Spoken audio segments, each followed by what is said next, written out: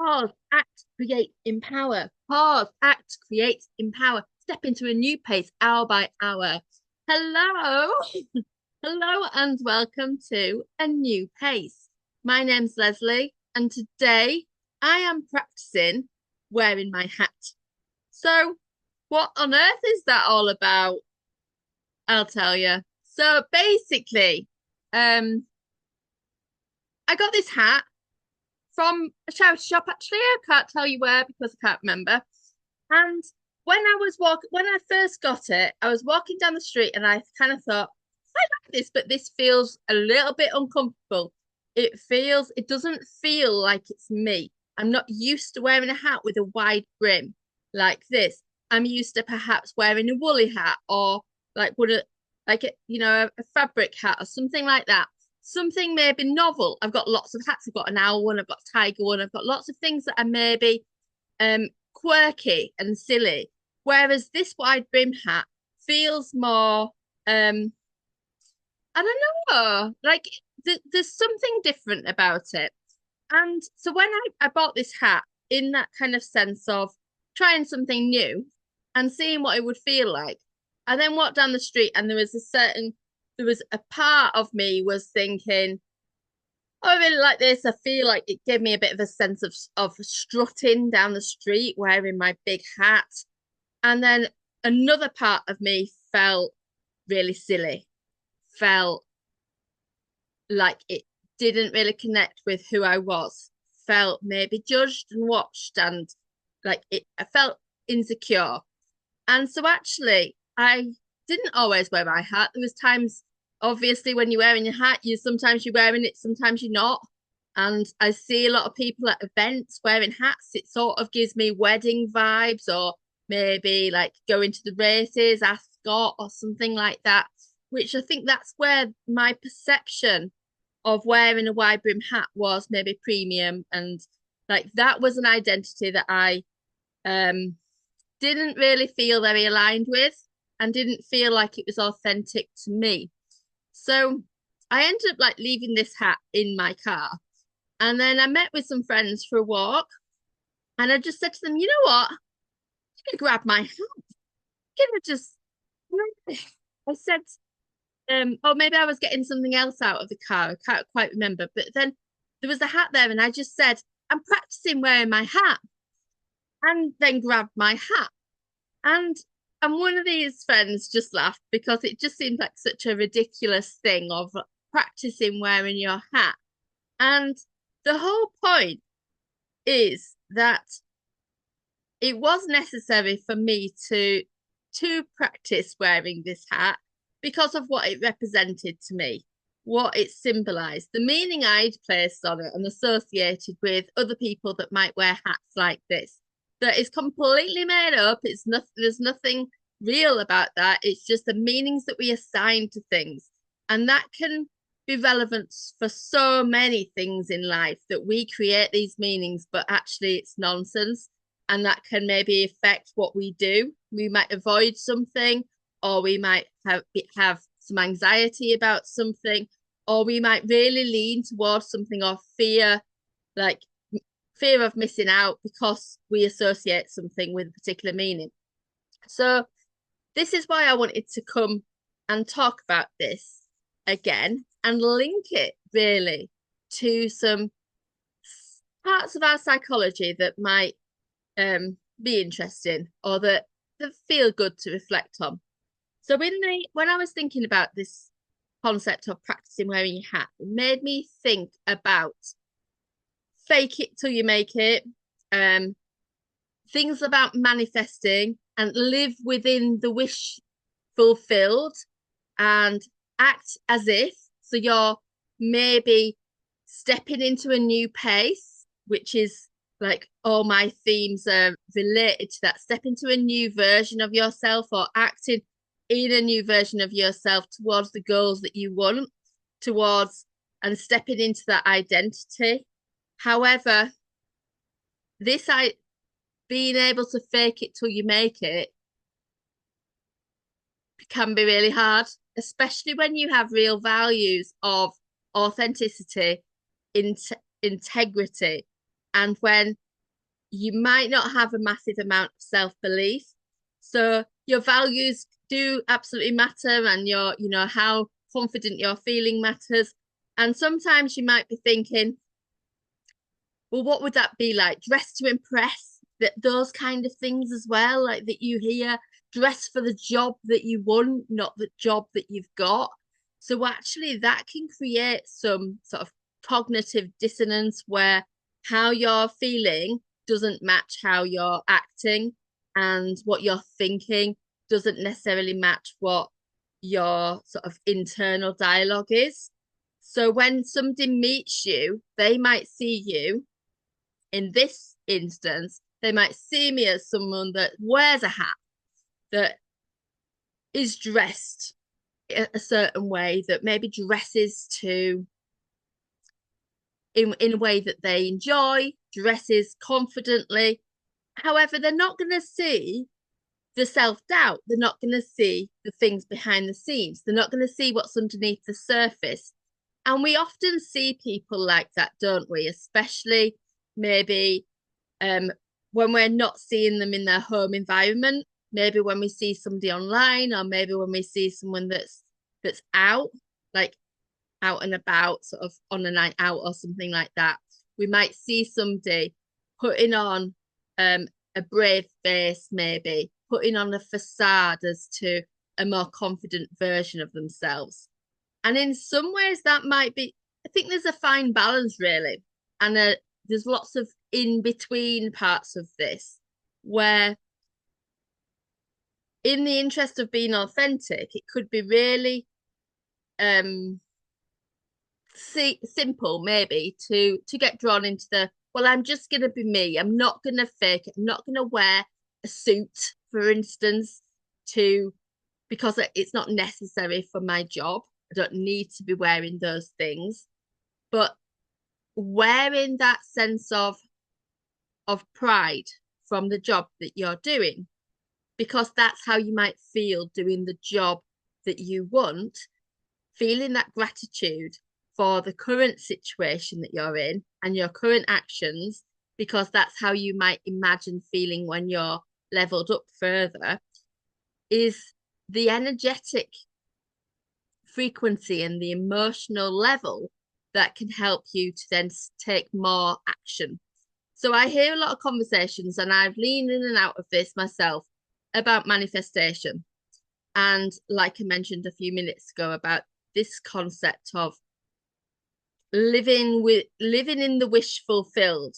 And that can sound a bit strange, because how can you live in a as if your desire's been achieved already? How can you do that when your circumstances are so different? And what that would be like for some people is really inauthentic. It could feel like they might just not manage to do that. They might be thinking, well, I've got to act as if I've got loads of money, but I haven't, and or act as if I'm really confident, and I'm not. I'm really concerned about that. However, doing small steps, like in my example, just wearing a hat, just one little thing, one difference. It might be something like changing your posture. So imagine if you're thinking, well, if I was more confident, how would I stand? How would I walk? How would I move around? How would I speak with people? And changing that posture, even if your situation hasn't changed, can make a huge difference to how you're feeling inside, because it will impact your body. And when it impacts your body, that will in turn impact how you're thinking and feeling. And when you are feeling good, you can take more aligned, more decisive, more impactful action that actually can take you towards your goals. It can take you in ways that you might not have felt confident to do before, but you think, well, actually, now that I'm feeling a bit better, I can do that thing. I can do that small thing that over time, that compound effect of doing small things every single day to build up that momentum, that can make loads of difference. So when like that idea of like when I'm like wearing this hat, I don't have to be wearing a hat to hold my shoulders back and smile sort of thing, and be able to say, okay, well, I'm wearing a hat out of choice, not to pretend to be someone that's gone to Ascot and is shouting at the horses, or someone that I don't know, is just wearing a hat for no reason or whatever. And and what I love about this whole sort of metaphor is that the sort of contrast of the meaning that I place on wearing a hat is about wealth and about confidence. And actually, I got my hat from a charity shop and it was really inexpensive, but for some people that would have been quite costly to them. And so actually there's a real sort of sense of being grateful for that coming to me and and investing in that.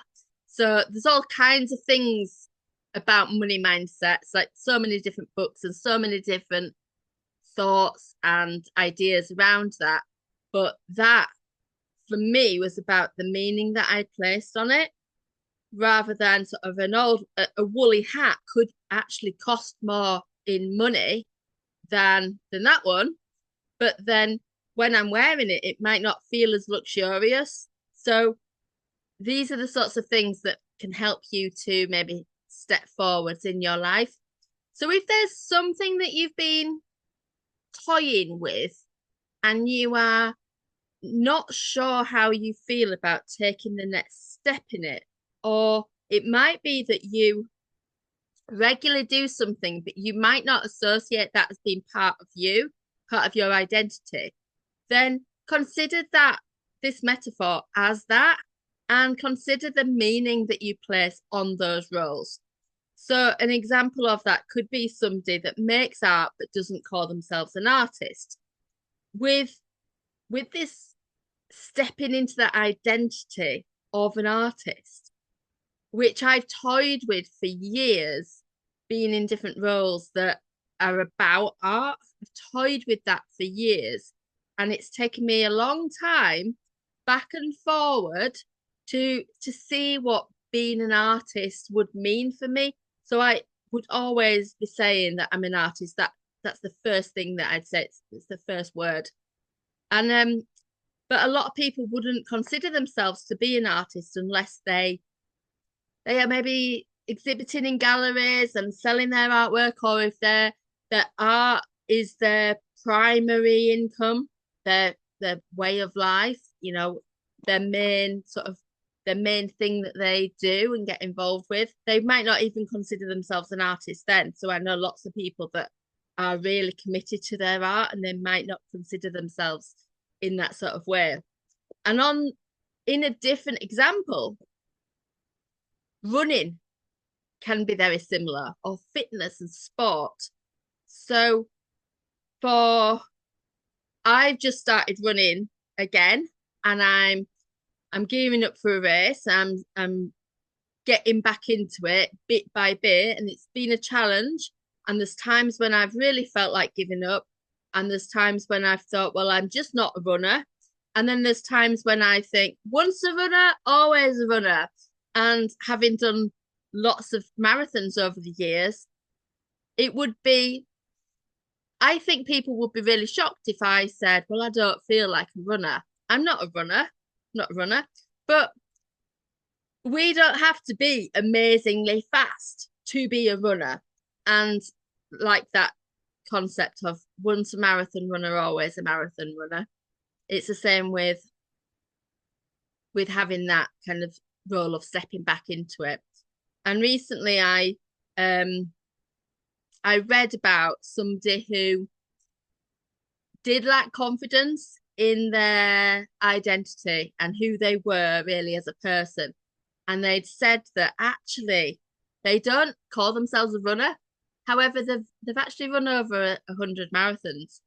And it surprised me, but made sense that they didn't call themselves a runner even though they'd run all these marathons, it yeah, in some ways it doesn't make sense. In some ways it does make sense that that happened. Because when you if you'd never ran before and you imagine somebody running a marathon and then running 100 marathons, you would absolutely for sure see them as a runner. However, if you're doing these marathons and you're not fully immersed in it, your role is like a father or a mother or the job title that you've got, or a gardener or a painter or whatever it is, that identity, then you might see the running part as a hobby or not really something that is you.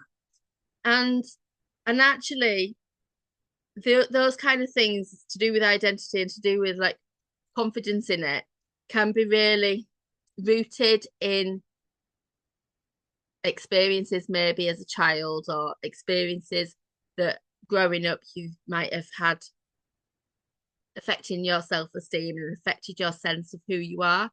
So they're the kind of things that when you're in that position, when you're doing a painting or you're going out for a walk or a run, or whether you're doing something in the garden, but then you might say, well, I'm not a gardener, or you might be cooking like your tea and then say, well, I'm not a chef.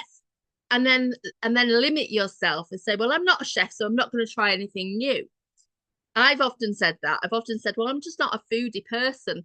And then that stopped me. That's been a bit of a fixed mindset on that particular thing, because it stopped me then being creative in the kitchen. I've maybe not experimented with different recipes and things like that as a result of it. But if you and if we all choose to step into that identity of somebody that is exploring different things, testing out new things, testing out a new way of being, and not necessarily fixed to one set type of person or role, or allowing yourself to practice wearing your hat, allowing yourself to practice wearing multiple hats, depending on the situation and depending on what really feels necessary at the time, then what that can bring is a sense of authentic confidence building. So instead of having this faking it till you make it, you're actually leaning into it until you feel it. And leaning into it isn't fake. It's you're genuinely being present while you're there. And a lot of this is about creating that identity. So hold your head high, shoulders back, put on a smile, stick on your hat, and keep practicing wearing your hat. So I hope this was interesting in some way. Thanks for watching, and I'll see you soon. Bye bye.